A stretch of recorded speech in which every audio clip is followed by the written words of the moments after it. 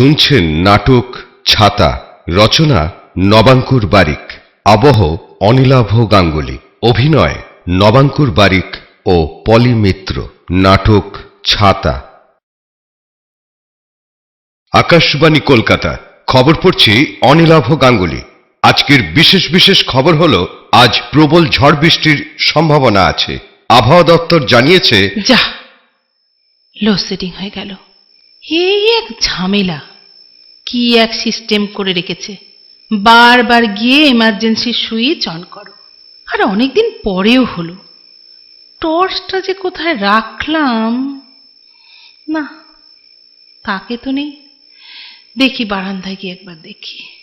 উফ, কি অন্ধকার।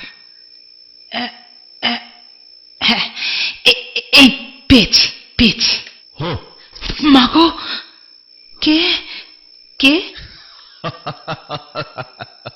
কিরে বঞ্জরি, কেমন ভয় পেয়েছিস? মানে অন্ধকারে ঠিক চিনতে, মানে আরে আমি অভিক, তোর অভি। অভি মানে ও হ্যাঁ হ্যাঁ হ্যাঁ, এই কি রে তুই? কতদিন পর। কত বছর বল। হ্যাঁ, ঠিক ঠিক ঠিক। আরে আমি কি গ্রিলের বাইরে দাঁড়িয়ে থাকবো, না ভেতরে আসতে বলবি? খোল, দরজা খোল। হ্যাঁ, আয় আয় আয়, ভেতরে আয় ভেতরে আয়।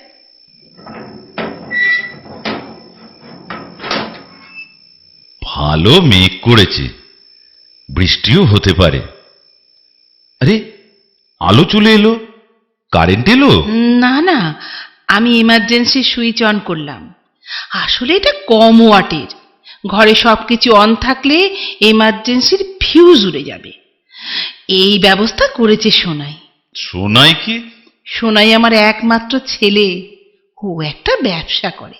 ও, তা কিসের ব্যবসা? জেরক্স মেশিনের। আসলে ও বিএ পাশ করে জেরক্স মেশিন সারানো শিখলো। এখনো একটা কোম্পানির জেরক্স মিস্ত্রি। তা বাবু কখন ফিরবেন? তা প্রায় 9টা সাড়ে 9টা বেজে যায়। এক এক সময় রাত 11টাও বেজে যায়। খুব চিন্তা হয় জানিস, মেঘ দেখলে বাজ পড়ার ভয় হয় খুব। এখনো ভয় পাস বাজকে? বাপরে, সেই একবার মনে আছে, কোচিং থেকে পড়ে ফিরছি আমি আর তুই, হঠাৎ একটা বাজ খুব কাছাকাছি পড়েছিল।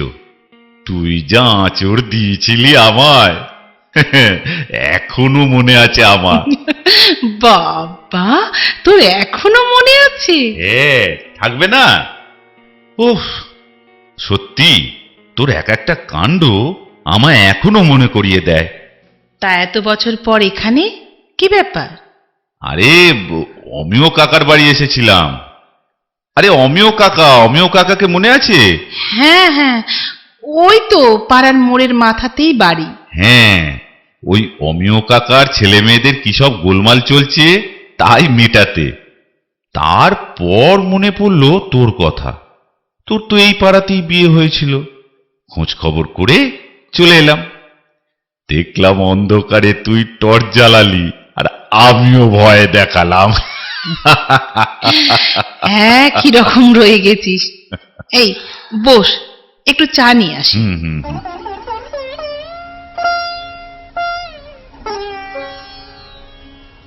চায় চিনি দিবি না, সুগার পেশেন্ট। আচ্ছা, এটা তোর বরের ছবি? হ্যাঁ, তা কবে? তা প্রায় 8 বছর হয়ে গেল। এই বিস্কুট দেব?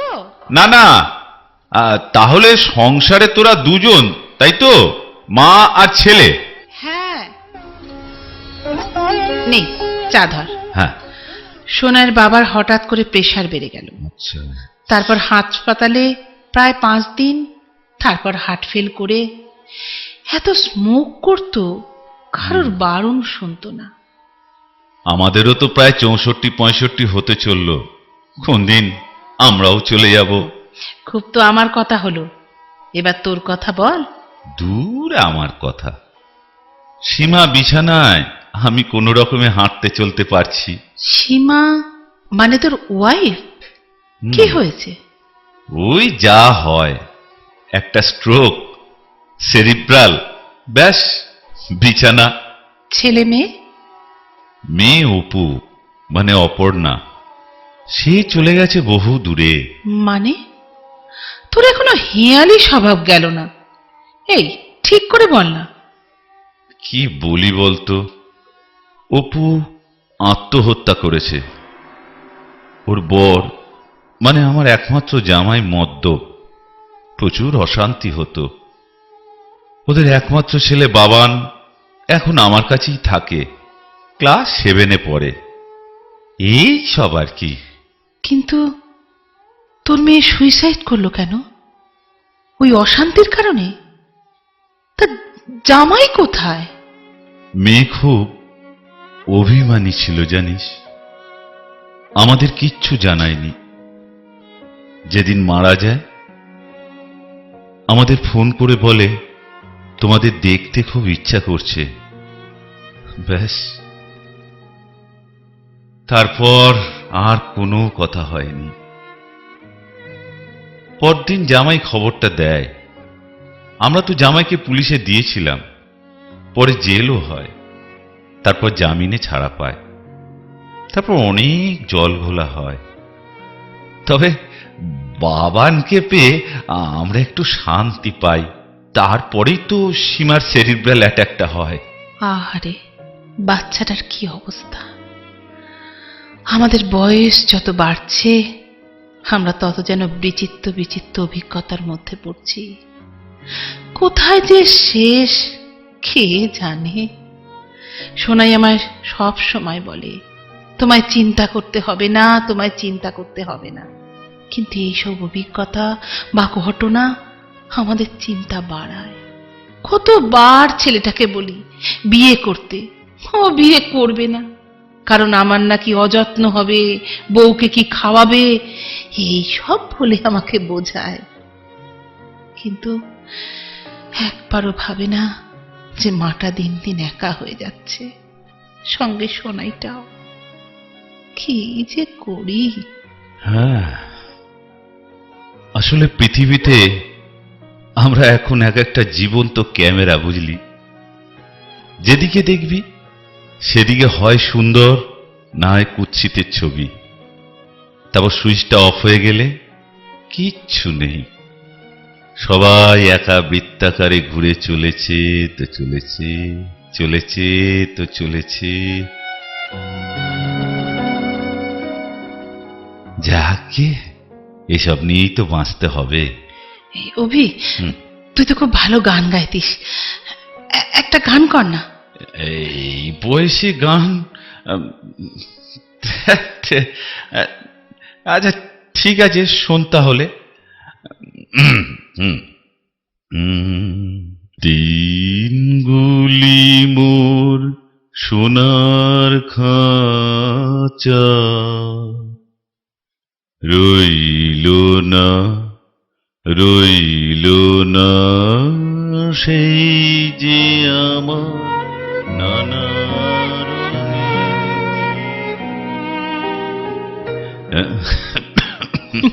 আচ্ছা বাবা, আচ্ছা থাক। এই বয়সে হয় না। আচ্ছা আচ্ছা, তোর মনে আছে তোকে আমি একটা কবিতার বই দিয়েছিলাম? কি যেন, কি যেন, হ্যাঁ হ্যাঁ, যেতে পারি কিন্তু কেন যাব।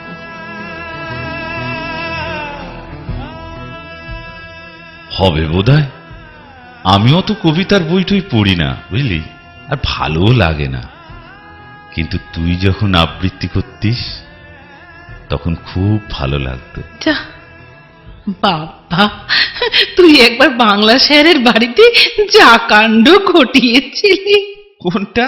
অত মনে থাকে না। আরে মনে নেই, বাংলা স্যার তোকে একটা কবিতা ধরেছিল, তুই বলতে পারিসনি। কি অবস্থা তোর! আর ওই প্রথম দেখেছিলাম, তোর কি লজ্জা! কেন, আমি কি খুব নির্লজ্জ ছিলাম নাকি? হ্যাঁ? তা না, খুব বাহাদুর ছিলি আমাদের কাছে। শুধু গল্প করতিস, এই করেছি সেই করেছি, এই দেখ না, অমিয় কাকার বাড়িতে তুই ক্যাপ্টেন। কি তাই তো?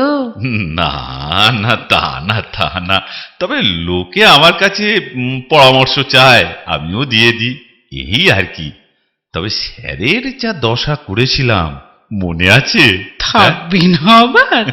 পরদিন এতখানি নস্যি পাখার ব্লেডে দিয়ে ব্যাস পালিয়ে গেলি।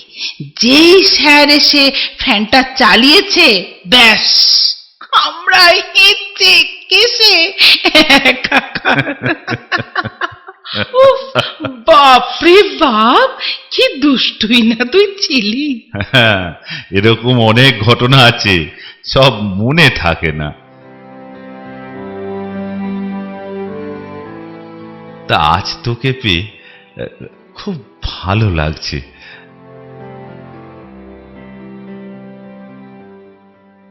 আচ্ছা, আমি যখন কলকাতা থেকে চলে গেলাম, তুই দেখা করলি না তো? সেদিন আমার খুব জ্বর হয়েছিল। বাদ দে, বৃষ্টি এলো। তুই কখন যাবি?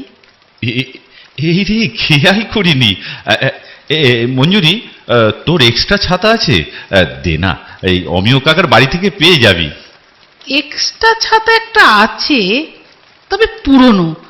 তবে সোনাই আমাকে কিন্তু একটা নতুন ছাতা কিনে দিয়েছে। হ্যাঁ, দেখবি? এই দেখ, এই। বাহ, কি সুন্দর ছাতাটা! কিন্তু মশাই, আপনাকে তো ওই ছাতাটা দেব না, কারণ কোথায় হারিয়ে ফেলবি।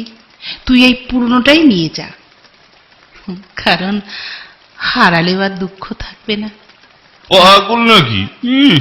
নতুনটা আমার যখন পছন্দই হয়েছে, ওটা আমি নেবই নেব। আর তুই আমাকে আটকাতেও পারবি না। দে দে দে দে। নিস না, নিস না। যা, যা। দেখ দেখ, চিরকাল তুই দুষ্টুই থেকে গেলি। এই জোর করে নিলাম বলে কিছু মনে করিস না, জানো। পরে আবার আসবো, অমিয় কাকার বাড়ি থেকে নিয়ে নিবি। এইভাবে তুই যদি 40 বছর আগে আমাকে জোর করে নিয়ে যেতিস অভি,